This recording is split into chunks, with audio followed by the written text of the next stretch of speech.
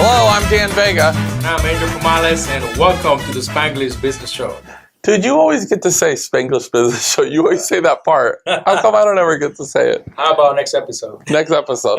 Welcome to the show, everybody. We're excited to be back with you. Thank you. I'm sure we have a lot of very interesting things to talk about. And it's good seeing you, man. It's been a little bit since I've seen you. How many weeks? 3, 2? A couple of weeks. Couple weeks? Yep. So what's up, man? What trouble have you gotten into since then? Just a little bit of trouble. That's all. I know you, man. Well, you probably got in more trouble than I did. You know. Because you're always getting some crazy stuff. Well, you know, my life is like one of those things where it's like normal people wouldn't believe the day-to-days, you know. People say that stuff doesn't happen to normal people, but the weirdest stuff happens. That stuff only happens. Not just bad, good stuff too, but it's just kind of a wild ride. I told my wife when we first got married, babe, it's going to be, the highs are going to be high and the lows are going to be low. It's just going to be one of those things. That's crazy. I mean, the story that you tell me, I'm like, dude, that came from a movie or something, man. I know. It's just crazy stuff that happened to you. But, yes. But hey, it's life, man. Everybody's different. It's life. So I got to tell you the latest.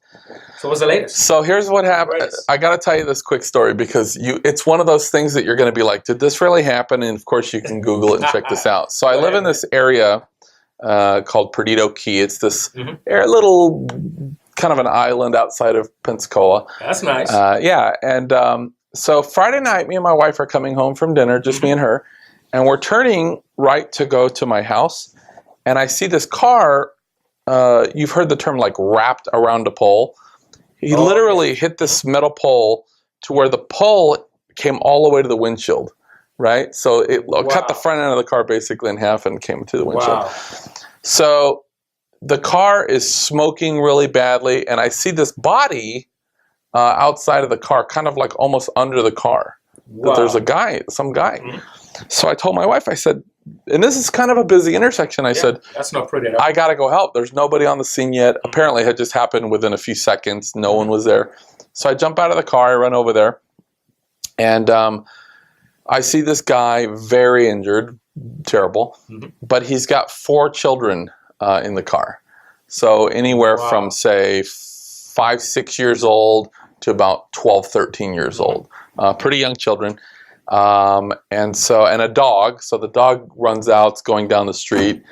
And then so we get the children, the 3 children in the back seat. A lady pulls over, we put them in this van, but the girl in the front seat, her seatbelt was stuck, and the car is now on fire.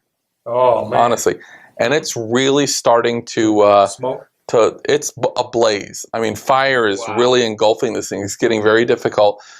So this other lady that was there, she's like, "I'll work on getting her out. You get the guy to safety." So I look down. This guy's about 250 pounds, and I'm dragging him, and I look at his leg, and he has a compound fracture, bone sticking out. Like it's disgusting, I know, but But I don't know what to do. I don't really want to move him in case he has a broken neck. But at the same time, the car's getting ready to explode. It's a ball of flames. Well, priority first. Gotta get. So I grab his arm. I grab his broken leg. I'm dragging him across the street. And this other guy finally helps me. And we're dragging him. And he's mumbling like, leave me, get my kids, get my kids. And the whole time dragging him, I can hear the lady screaming, saying, I can't get her out of the car. The seatbelt is, I can't get her out of the car. And I'm just feeling sick. So I drag this guy across the street, drop him in the grass. I turn around, boom, the car goes up in flames. And I feel just sick about it. And I actually get over there, though, and she actually did get out. The woman got the last child out of the car like 5 seconds before it just engulfed with like 20-foot flames. Wow. It was really crazy. Wow. So all the kids they had some minor injuries. The guy obviously was very severely messed up. But it's coming off where we live, right off of a bridge. And apparently he was drunk. He was passing people on the left, going around traffic with 4 children and a dog in the car. That's not good. That's not good at all. And when I was trying to calm the kids down before the first responders got there, you know, they were in shock, and I was trying to do my best, you know. And I did ask them, you know, was there alcohol involved? And they said, yeah, he was drinking when he picked us up. And I was a little bit upset about that because obviously it's one thing to kind of put yourself in danger or jeopardy, but when you have when you have 4 children in the car, man, you don't take those risks, you know. Absolutely not. And so it was a major deal, and I came home like covered in blood from him, and I went up to the hospital the day before yesterday just to check on the kids and him and see how they're doing. But I read in the paper, and you can look at this if you look up Pensacola car crash or Perdido Key car crash. You can see. I saw it on the news. I mean, you'll see the ball flames of the car. Wow. But I think they're now saying potentially not only a DUI, but potential. I don't know what the term would be, but basically he put the kids into real. So he put the life of risk. Yeah, and there's some legal ramifications apparently. Oh, it is, yeah. Man, so it was so crazy. But I came home, I was so amped up, and it's weird when you're in those situations because I know the last girl where it was able to get out of the car, but the thought of when I turn around and the car goes up, and I even heard banging in the car, which was the car on fire. It was making all these noises, but my heart, I felt like she was in there, and I didn't know what to do. And even though I know that's not the case, I just couldn't stop thinking about it. The whole weekend I was just, I'll tell you what, I mean, you did right. It was a right decision. I mean, anybody sees that, they would do it. I don't even know. My heart goes to the families, but I mean, it's a good deed. I mean, God knows, He's watching you, and He watched over you so you can save. Well, and anybody that would have seen that would have gotten involved just to drag those. But my thing is, too, right? So. My thing is though is like not a great call. Anybody can make a bad call, but when you got kids in the car, man, it's just you can't do it. Oh yeah. Even if it's questionable, take a cab, call Uber, whatever. But you just can't take risks. Thanks for your deed, man.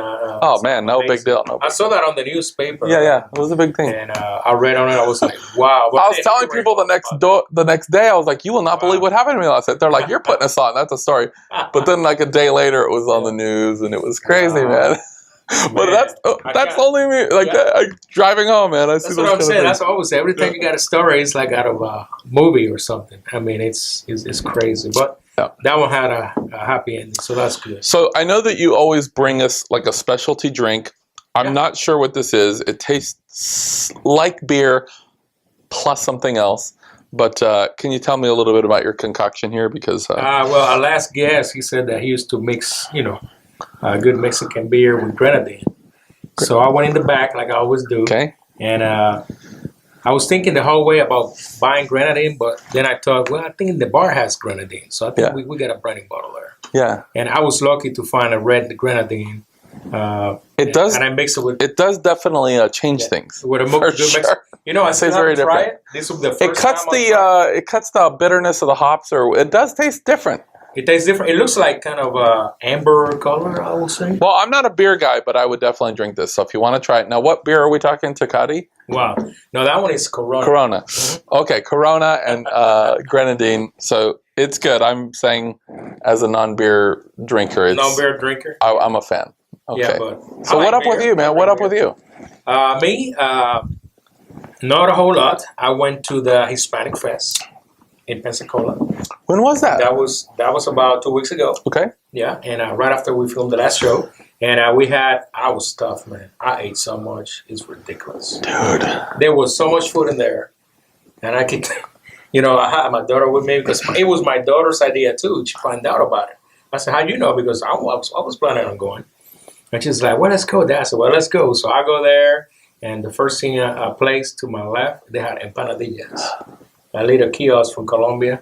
Then they had empanadillas from Puerto Rico, and I said, "Well, empanadas for the rest of us." Empanadas, but yes, yeah, with stuffed beef and pocket. It's like hot pockets, but that's how it started. I ended up with rice, with beans.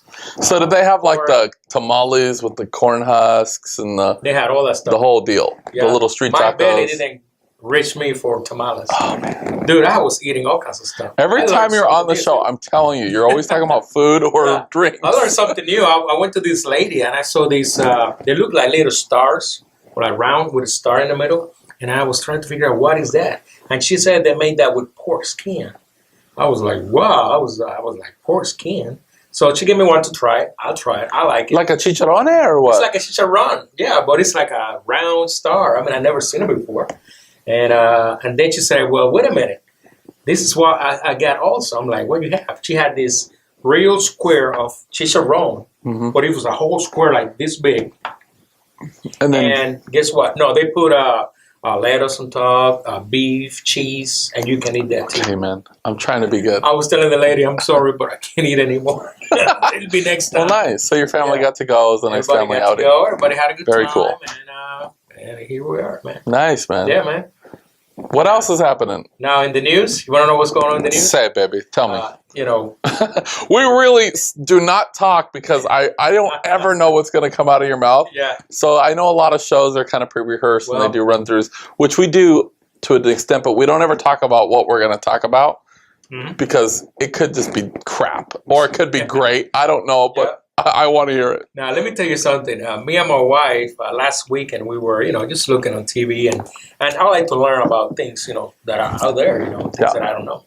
So I stumbled across what is called a smart meter and the smart meter effects. A smart meter. A smart meter. Okay. Now, do you know what smart meter I'm talking about?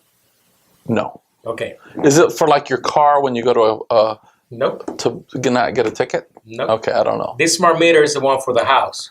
Okay. Before you had the old, round meter that had like little gauges. Okay, for the temperature control. For the watts. No, for the wattage. For what you use the meter for your house. The meter For how much you use. The one that is outside. Okay, yeah. Well, now the meters is called smart meters. And they are installing this in all the houses, right? Now, what this smart meter is, of course, is electronically. And it gives you the electronic wattage that you use. But there's hidden things to those smart meters that a lot of people don't know. Okay. Meaning that with these smart meters, the company can figure out at what time you turn your lights on, you turn them off. If you're watching TV, if you turn the radio on, if you're using your microwave, if you're using your stove, if you're using your TV, at what time you use the TV. And what time you leave your home so they can come rob you? I don't know about this. I know. That's what I'm saying. Yeah. However, I see the value to the company because instead of paying the old meter guys to come out and check your meter, you're they saving can money. upload from a base. They can access all that information. They don't have to have the extra staff. But I'm not sure if I want people to know when I alarm my system or when I arm my alarm system, when I leave the house, when I come home. It's going to pick it up. I'm not sure about that. I know. And That seems it's vulnerable. going to pick it up. Yeah. And the other thing I was telling some friends was like, what if they know, what if later in the future they're going to know what TV shows you watch so they can put advertisement on your TV? Yeah. Or because it can go by the time. If you're there at 8 o'clock at night, let's put some advertisement that really works at 8 o'clock at night. I mean, I don't know. That's just me saying, but. Well, and I know they have apparently now smart meters, but you have smartphones, you have smart homes where everything's controlled in your home. And I have to say, I think that I'm very grateful for a lot of the advancements we have in technology, but sometimes some of the advancement is not smart. I think we start crossing lines. Like a few weeks back I mentioned where they're wanting to shoot lasers into the sky to evaporate clouds or to create rain. And when you start messing with weather, and you start, everything is so advanced, then I think that it, in a way, makes our society more vulnerable. Yeah. And puts us actually a little farther behind the curve. Star Trek advance there. Yeah, man. Don't leave the weather alone, man. You fix this over here. Mars, right? Once we colonize the Mars, what do we do over there? Well, Elon's working on it, man. I don't know. I don't think so. They probably got dust clouds. I know that for sure. Now, do you know, in South America, they got Machu Picchu. You're familiar with Machu Picchu? Let's say yes, but at this moment, no. Well, it's in Peru. Yes. It's an Incan. I know there's a monkey, right? India. Isn't there a Machu Picchu monkey? I don't know. I never heard that. Okay, before. go ahead. Have to check on that. Yeah, Night at the Museum. I have kids. Check that out. Go ahead. But on Machu Picchu, they got the ruins, the Maya ruins. Yes.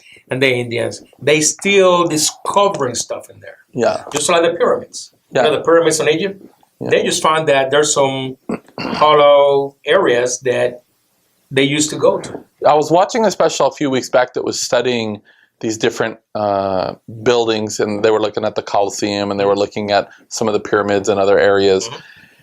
And they were having head engineers there looking at how they actually built some of these cities. and the engineers were baffled. Like the top world engineers are saying, this is so high tech for us. I mean, it's amazing some of the things that people figured out. And we still can't figure out how to build the pyramids. Yeah, like the Colosseum had water cooling. It's just I've been phenomenal. in Egypt, and when I first saw the pyramids, I was like, wow, this is crazy. I mean, with no modern technology. With no modern technology, I mean, it's crazy. Yeah. It's insane. And then the last thing I got for you in the news, Bill Gates is going to build like a utopia in Arizona, and then he's going to pay $80 million. Yeah. And they're going to have like 140 houses. That came out in MSNBC, I think it was, or MSN website. So when you say utopia, is this an area where you move to, or is this like Disneyland? No, you're going to be moving to, but it's going to be like a futuristic homes, old technologies. You know what they'll be? Smart homes, probably. And they're going to have a smart meter. Smart meters. Bill Gates, $80 million to Bill Gates is like $80 million.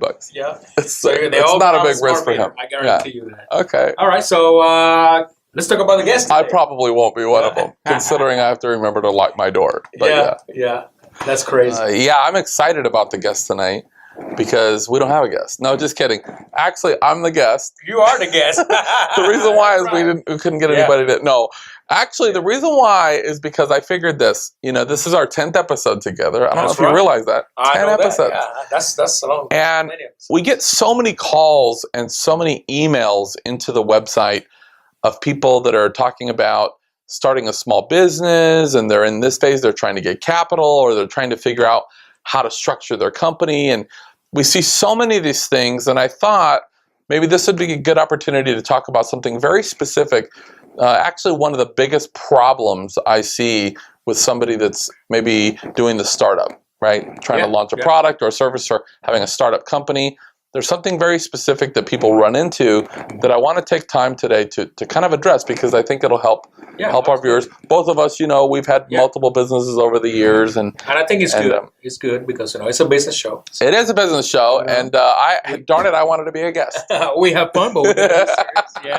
Well, you are the guest today. Okay, so I'm excited that Dan Vega here. Well, we'll keep it short and sweet, and I'll tell you what. Let's take a quick break, and when we come back, I'm going to tell you a very interesting. We're going to uncover something that really, really stumps a lot of small business owners, and it really discourages them to going back and getting a job and kind of scratching their vision and giving up on their dreams. So I'm excited about it. I'm excited too. Stay tuned, and we'll be right back. Stick with us. All right, welcome everybody. Welcome back to the Spanglish Business Show. And our guest today is Mr. Dan Vega.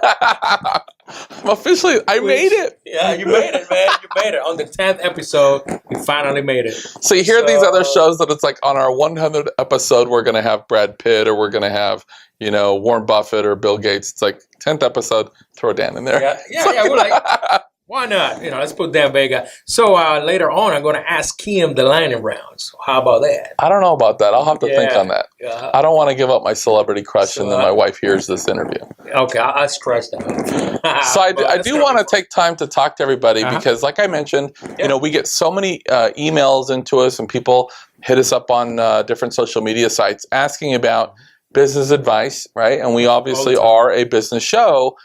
And, it's difficult to be a successful entrepreneur. Success is hard, right? Or else more people would be doing it.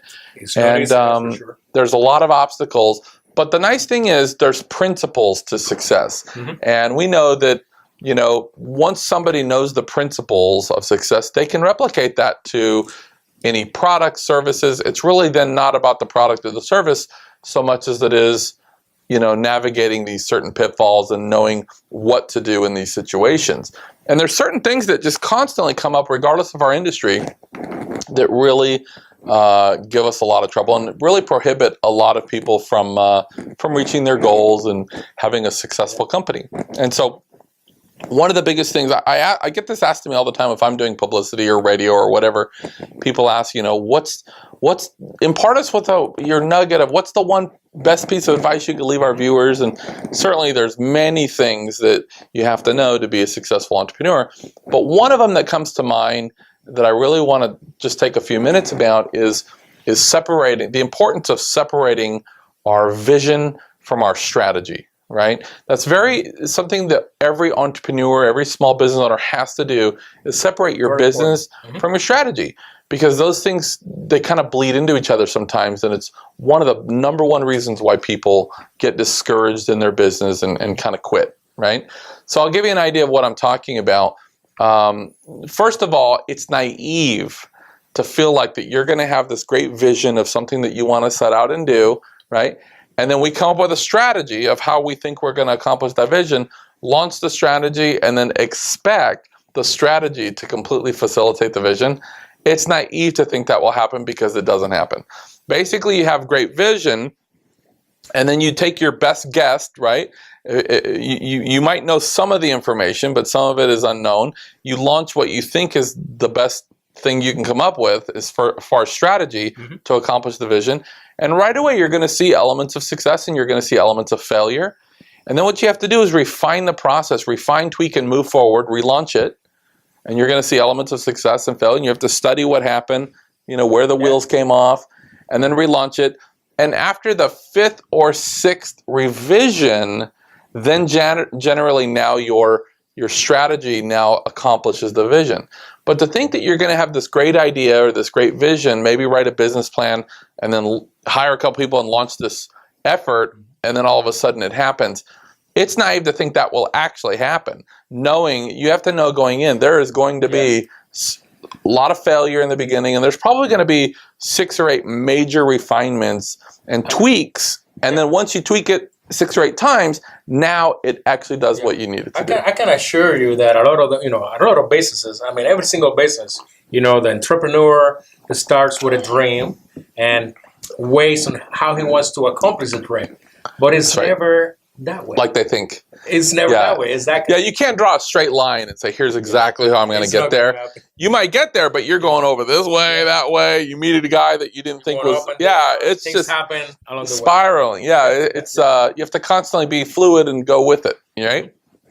But we do have to keep our vision and our strategy separated. Because what happens a lot of times is when we launch, we have this great vision, and most people at some point or in time or another, they have a great vision or a great idea of what they want to do. And when you have a great vision, you want to lock it down and you don't want to, mess with the vision. You don't want to second guess the vision. You have great vision, lock that down. It has to become fixed, okay? Then you got your strategy, right? And that's what we constantly refine.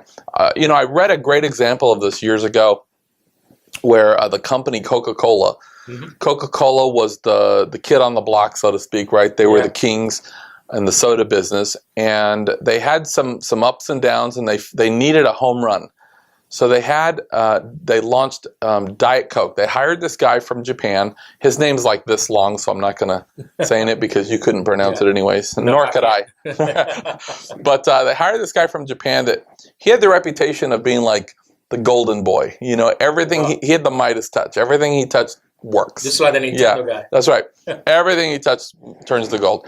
And he never failed. And they hire this guy and they say, look, we got all these competitors now. If you remember back in the late 70s, early 80s, Tab was on the market, Tab Cola. They had like Lee Majors on there. Remember that? It was 1 calorie. So I said, we have to compete with these. Now we're getting all these competitors. We have to do something. So they launched Diet Coke. And Diet Coke was huge. It did exactly what they wanted it to do.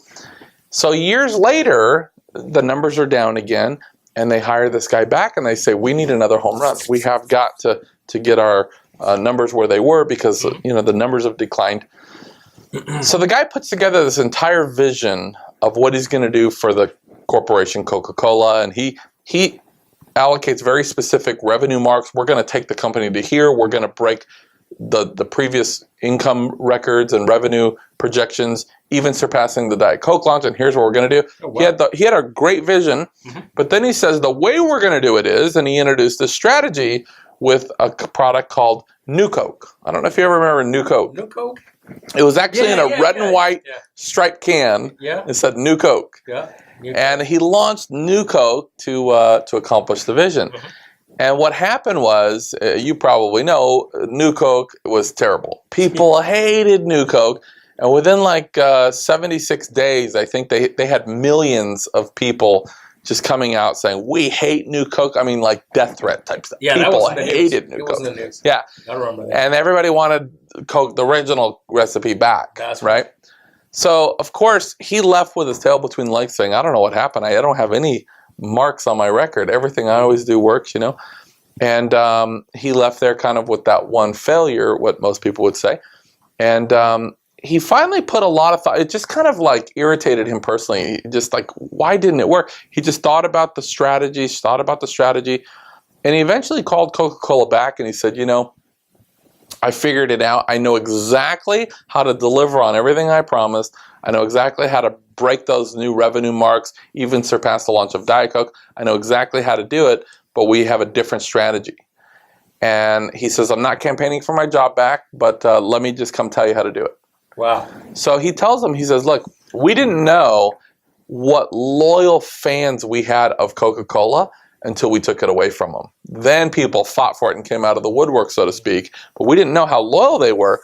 So let's actually create a thing to where people actually feel like they have a voice and make them vote to try to fight for their recipe. And we'll say, you know, we've heard you guys loud and clear, so we're going to vote on, do you like new Coke or do you like Coke Classic, the original, the original. And they redesigned the can with the Coke Classic now, right? And they beta tested it and they let people come in and chime in, and millions of people got involved with that call to action. Wow. And he said, eventually, we can even use this against competitors to taste test against, and we'll make people fight for it. Right? Wow. And the strategy worked. They hit every mark the guy projected. They hit everything they did. And revenue heights, I mean, to an all-new high. What I thought was very classy about Coca-Cola, or Classic, was they actually hired him back. And, you know, the guy had the Classic in the bottle. Right on the bottom. Yeah, exactly. So, but the point is, years later, they would interview this guy, and they said, you know, everything you touch just works. Except for that one time with the new Coke, you had that one major flop. How come you failed? And his answer said, he said, I didn't fail. My vision was spot on. My vision was exactly perfect, and eventually I delivered it. But my strategy sucked. It was the worst. My strategy was the worst. He never second-guessed the vision of what he was going to do for Coca-Cola, where he was going to take them, how much they were going to earn. That was cemented. That was fixed. Yes. But he knew that I got to scratch the strategy. I need a new vehicle to get there, and that's what he did. And, you know, that seems easy enough, right? Yeah. But that's something that we don't do when we're in a startup. When we're starting a company, we're emotionally compromised. And here's what happens. You know, and a lot of our viewers, I'm sure, can attest to this, that, you know, you have this great idea. You already have some trepidation. You're nervous. Maybe you have money that you've leveraged, and you're out there now playing without a net, so to speak, right? Family's telling you, what are you doing? You're crazy. And you're out there. Exactly. And so you're out there playing without a net, and all of a sudden you launch your strategy and you have some elements of success, but you have a lot of failure. The wheels come off, so to speak. And the first crazy thought that you have is, oh my gosh, I really thought this was going to work. Is it still going to work? See, instead of just looking really at the failure of the strategy, they're second guessing the vision. Is the vision even still going to work? So then they might put it back together, relaunch another strategy, some success, some failure. They're now saying, oh God, I really thought this was going to work. You know, a couple of failures, they're second guessing the strategy or the vision now. They might even go to peers and saying, guys, am I crazy? Is this going to work? Is this going to work? And most people will say, what? No, it's not. You need to get a job, right? And then maybe he'll put it together one more time. Yeah, he'll put it together one more time, launch it, and he'll get very discouraged. Or maybe what they do is they start scaling back the vision. They say, well, even if I could hit half of what we projected in the vision. See, once you have great vision, you don't mess with vision. It's fixed. You lock it down. The only thing you constantly refine and tweak and move is the strategy, not the vision. You don't scale back the vision or get discouraged about the vision not happening. That's right. You just second guess the strategy and constantly refine it. And on the 5th or 6th or 7th tweak, that's when it pops, and this now is able to facilitate the vision. So, you know, and you know this as well, better than anybody, when you're in a business, you're in a startup, there's a phase there in the beginning where there's a lot of heat. You take your share of nosebleeds and you get knocked down, right? You know about getting knocked down, right? Oh, yeah. Man, and migraine headaches. Yeah, you start getting knocked down with all this rejection, and you start getting doors closed on you, and left and right. the money's not coming in. You're trying to play these timelines, right, Yep. for overhead, and you really start guessing, what did I get myself into? Is this still going to work? You're thinking about the vision. Is this still going to work? Instead of really failing fast and refining that strategy. And that's what I try to do is, when you're launching something, I know there's failure when I launch it, but I want to fail fast. I want to fail as fast as possible so I can get those refinements in and then get to what's working, right? And so remember that. You're going to have those hard times, but don't second guess the vision, the greatness. Just know that every strategy and every company out there had to have those refinements, and know that it comes around 5, 6, 7 refinements. Then it's going to work. So the faster you start launching those first 5 or 6, the faster you're going to get to the success. I don't know if you've ever read the 7-Up story. Incidentally, I heard Donald Trump actually told me this personally. Which is a great story, crazy delivery. Let me tell you about 7-Up. I heard a little bit about 7-Up. But it's actually a great story. It was actually, it started as 1-Up. You know, the guy created a soda called 1-Up. We're going to 1-Up everybody. I remember that. Failed miserably, and then he had we're going to do 2-Up, 3-Up, 4-Up. He kept failing. 6-Up, he's like, screw this. I'm out. I'm done with the soda business. Sold all of his gear, gave it to a guy. The guy just looked at it and says, I think this, just tweak the recipe one more time. 7-Up, hit huge. And there it goes. Was eventually bought by one of the majors. You know, it's just one of those things. So if you're not having all the success that you think that you want or deserve, don't be discouraged, but don't second guess the vision. Just start looking at the strategy, find out where the wheels are coming off, what's working, what's not. Those are vehicles to basically give you data. So the more times you put it back together and relaunch and then study, it's giving you the data you need. And on the 5th or 6th or 7th time is when that car is going to get you where you want to go. Stick to the plan. Stick to the plan, man. Stick to the plan. Don't veer off. I mean, there's always help. That's what a lot of people don't know, you know. Tons of help. There's tons of help. I mean, if you really look around, you know, in your area where you live, how many successful people are going to be? A lot. A lot. Try to partner up with successful people. Find a mentor. I mean, ask questions. Yeah, podcast. Listen to your favorite podcast. Buy some books. Doesn't cost to ask a question. Nothing. Yeah, it's zero. Just ask a question. You know, the worst you can get is say no. Yep. Can't help you. Well, see, this was one of the questions we've been getting a lot on the show, saying, man, I'm in this new business. When do you know when it's time to pull the plug? You've tried it several times. It's not working. When do you pull the plug? They're second guessing the vision instead of saying, look, take a look at your strategy, refine it as fast as possible, fail fast, get that phase done, because it's something we all have to go through. That's right. I've actually had times in my own organizations where I'm getting ready to release a new program, and I'm like, hey, this is going to roll out Monday.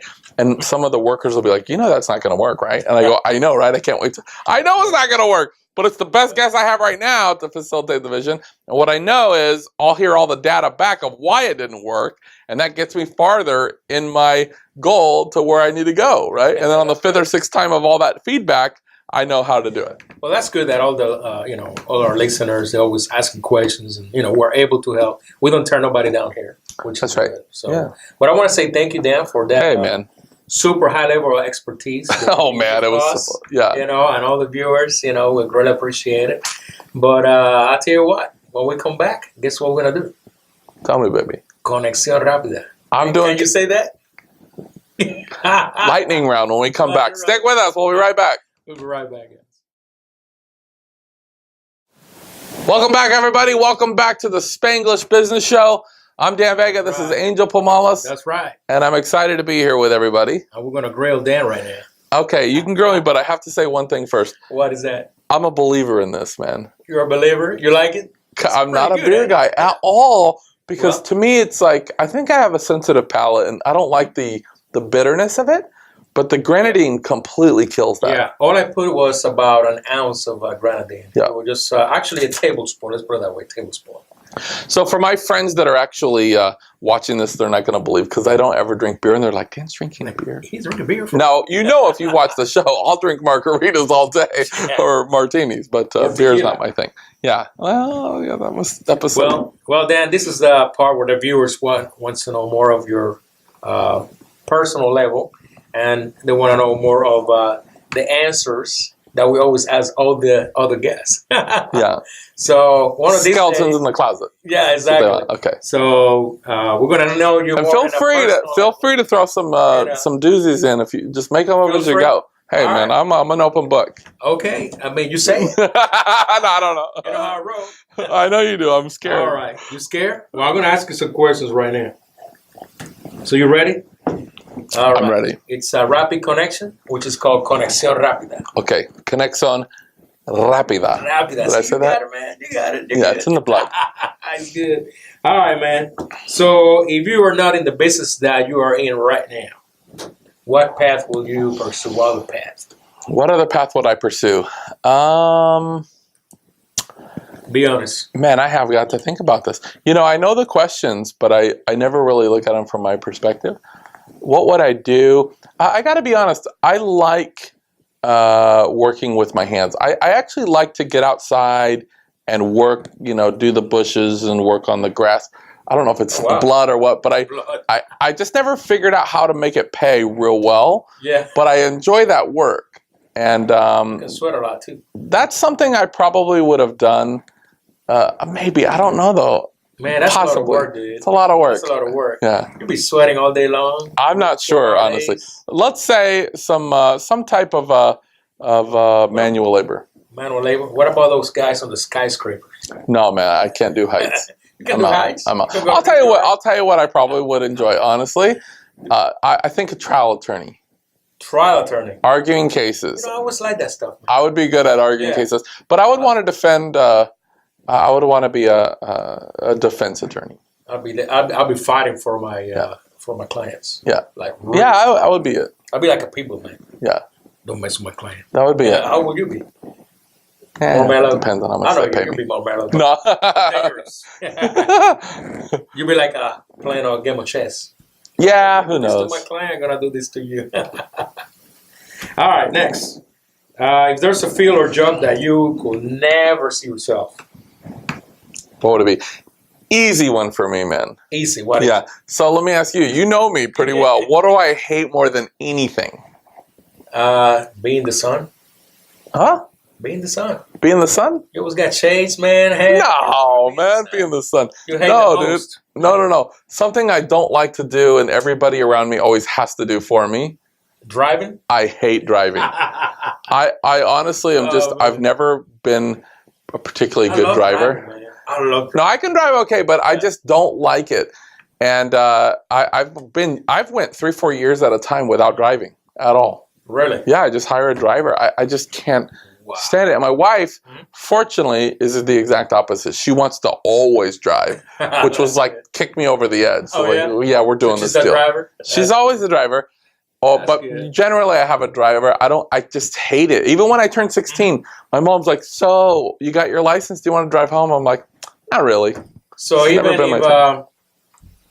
you had a Lamborghini, let's put it. No. I've owned very nice cars, and then I just say, "Do you want to drive me? I got a really nice car." I still don't care.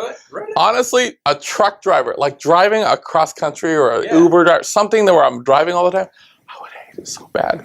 I can't think of anything worse.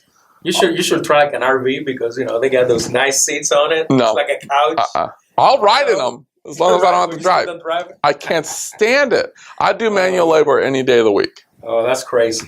Now, let me ask you a question. When you're driver and you in the passenger seat, you're trying to come to work and you're trying to get in the zone, what kind of music do you listen to? To get in the zone, man. Get in the zone. Okay, so I have my favorite, what I would call my favorite music.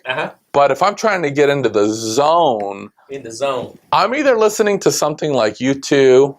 I dig some U2. Bono, man, gets me going. That's good. I like U2, something like that. The Hives. But also, I gotta be honest, I like a little bit of rap, man. Rap? I could dig a little 50 Cent, or I could get down with something like that. You ever listen to Spanish rap? No. It's crazy, man. It seems like it would crazy. be. Yeah. You gotta listen to some I'm Spanish out. rap too. Okay, so if anybody out there Oh, man. is a good rapper, Spanish rapper, or has some, send it to us. I want to hear it. Yeah, I would love Yeah. to hear it. Yeah, I like Spanish rap. Yeah. All right, let's see. What is your favorite guilty pleasure? And I know it's not beer. My favorite guilty pleasure. Mm-hmm. Man, I'm going to have to go with, so there's this place, if you ever come through, like I've had pizza all over the world, Yeah. okay? But I have to tell you, there's a place called Faneras Brothers. Faneras brother. Have you ever been there? No, man. It's run by some Greek guys. What? It's called Faneras Brothers. Let me write this down. And dude, the pizza there, fortunately it's in our area, and I've had New York City pizza, I've had it everywhere. Faneras Brothers is almost an hour from my house, so round trip is 2 hours. Oh wow! If me and the wife want pizza, we'll go pick up 2 hours. Yeah. For this pizza, it's that good. That is my guilty pleasure. Don't worry because she'll be driving, right? Of course, dude. What are you talking? I'm at home watching Roku. You're watching Roku. Hey, honey, I feel like eating pizza. Baby, hurry up! I'm hungry. Yeah, let's go get some pizza. I'll pay. She drives. We're both happy. You jump right Yeah.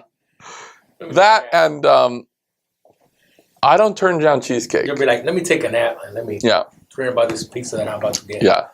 I have a few guilty pleasures. All right. But that's one of them. So you say about cheesecake? A cheesecake I love, and I'll tell you another one. Watches. Watches? I'm a watch guy. That's cool, man. You always got some nice watches, man. Yeah, I collect. Yeah. And I like something, not necessarily the most expensive or but something that's unique, you know. Yeah. And that's a good hobby. Something that's fun and unique, and maybe I like vintage. Nice. So, yeah. Vintage. Yeah, nice. In Spanish, viejos.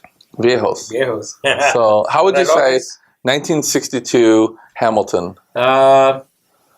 1962 Hamilton. Nice. Because I don't know what Spanish. Okay, fine. or you can say Hamilton 1962. Okay, fine. All right. Let's go with that. All right, man. The next question: luxury car or lowrider essay? Well, you don't know. You know, I don't like to drive, but I'm a luxury car guy. Luxury car? Yeah, for sure. Except Saturdays, man. What's going on? I want to be like luxury car Monday through Friday and maybe Sunday. Saturday, dude. You want to do the bounds? I'm cool with bounds. All right. We'll do that. Hey, maybe we can. Guess what? I got a lowrider, man. Really? Yeah, man. I just got a lowrider, so maybe we can use it. Do you really have a lowrider? Yeah, man. Dude, you need to come pick me up. Yeah. And a lowrider, we go somewhere. Yeah, let's go to that place. What's called Faneras Brothers. Dude, we do. Faneras Brother. You come pick me up in the lowrider. Yeah. We go out to Faneras Brothers. Yeah, we can do that. And dude, that is a time right there, man. Either that. Or we'll shoot. No, here's what we do. We shoot like episode 12. You pick me up. We do the whole episode from the lowrider. We go to Faneras, finish the episode. Yeah, let's do that, man. That is it. I'm on with that. Okay, cool. For sure. Remember that. All right, so we're gonna. I got it documented on a lowrider eating pizza. Episode 12. What? I want to see your lowrider. Yeah, man. I just found one. All right, next. Name a super gigantic or gigantic goal that you're planning to achieve in the near future. In the near future, well, as you know, we've been working for many years on building a business university. BLU University, BLU .university is where you can find it. Awesome. And, you know, we've been for the last 10 years, we're trying to create the most elite school for entrepreneurs with the most high-level entrepreneurs as the instructors. That way you're not teaching in theory, but it's the top shelf guys that are actually teaching. Awesome. And it's really going well, but one of the immediate goals would be to hit the 10,000 mark as far as enrolled students. That'd be nice. In the next year. Awesome. So we're close. So that's a good gigantic goal. Then. Oh man, that would be awesome. A dream. Yep. You know what? I kind of flipped on one of my questions here and skipped over. Okay. But I can't skip over on you, man. Say it, baby. Everybody needs to know if you like menudo or chicken noodle. I gotta say, my wife's mother, she makes an amazing homemade chicken noodle soup. But dude, menudo 7 days a week, baby. Yes, Gotta be. No question. Menudo, I'll take bad menudo any day of the week over the best chicken soup. Me too, man. For sure. My wife was like, man, you know that menudo was 2 days ago? I'm like, I'll take it. So have you ever been to that? It's even There's better a than place called Olgie's. I don't know, right? You know where that place is? Yeah, I know where Augie's is. And man, it's so I can handle spicy, but it's so spicy that you're eating like this. Every spoon you have to clear your voice because it is so hot, but I love it. I know it's hot. You know what I do? I just get the bread. I just Man. use the bread. Yeah. I mean, my lips will be like tingling. I'll take the tripe any day. But it's good. It's good. All right. So let's see. Last question. So you know that we used to have an African American president. We had a white presidents, and now we got a business president in the White House. What will be the first 3 executive decisions if we had a Hispanic president? First of all, I hope that never happens. No, I'm kidding. Can you imagine him being like, "Baby, where's my keys, man? I can't find my keys. I gotta go. I'm supposed to be on Air Force One." Yeah. No, the best would be thing a would mess. be, what about the limousine? Oh The man, big gold rims on it, bouncing. spinners, Yeah, the spinners. presidential spinners. Yeah, man. The first 3 executive decisions. I think one would be maybe regulate a little bit more the Mexican food, because I find a lot of stuff being passed off as great Mexican food or authentic Mexican food. Yes. And it's just not, man. So I think there needs to be some kind of a guidelines or penalties. We need to tighten that up a little bit. Wow. So they're going to take that I'm to hoping. the food administration then. Yeah, exactly. Like a bill. Yeah. Also, I think that executive decisions, man, that's a tough question. Yeah, man. Two more. I think that they should make free travel for Latinos. Free travel? Yeah, because I think that most Latinos have big families, right? Oh, you're right. And so around the end of the year or the holiday season, people have off work, and there's a lot of family to see, and so I think they should just make it free travel. Or if it's not free travel, at least expedite us to the front. I don't have any rhyme or reason of why, but I just think so. That's crazy. And the third thing would be no taxes for Latinos. Taxes? Yeah, simply because How do you do that? we can't. What can you do? They can't budget their money well enough sometimes. It's like, need the money for the bombones. Man, there's not enough. Yeah, I need some bombones and candy. those are more like 3 dreams, but that's kind of what I wish. Yeah, well, that's good. I mean, it's still a good answer. So, well, anyways, I want to say thank you for being in this panel. Yeah, man, my pleasure. Business show, and giving us so much good insight from your business perspective. I'm pretty sure I can use it, and a lot of the viewers can use it. Yeah, I hope so. Yeah, and it's been great having you, and I hope you like the drink that we always make. Yeah, thanks to one of our last guests that gave us the idea on putting grenadine on Coronas. He did, huh? Oswald Rivera, appreciate it, man. Yeah, man, we did it, and at some point, it's gonna be one of my favorite drinks now, man. Yeah, it's good. Yeah, man. Well, I appreciate, man. Like always, I'm excited. Absolutely. Episode 10 in the bag. Stick with us. Yeah. And don't forget that if you have any questions, if you have good drink recipes, and you know what I want to ask the viewers? Yes, what? I heard a really great Mexican joke the other day. I'm not going to repeat it on air, but if you know of any great Latino jokes, send them in. We want to hear about them. Yeah. info@spanglishbusinessshow.com. We'd love to hit us up on Facebook, Twitter, and we'd love to hear from you. And again, if you have any business questions, let us know so we can actually cut out a little time to answer those for you. Right. Okay? So hasta la próxima, amigos, and thanks, Dan. All right. See you next time.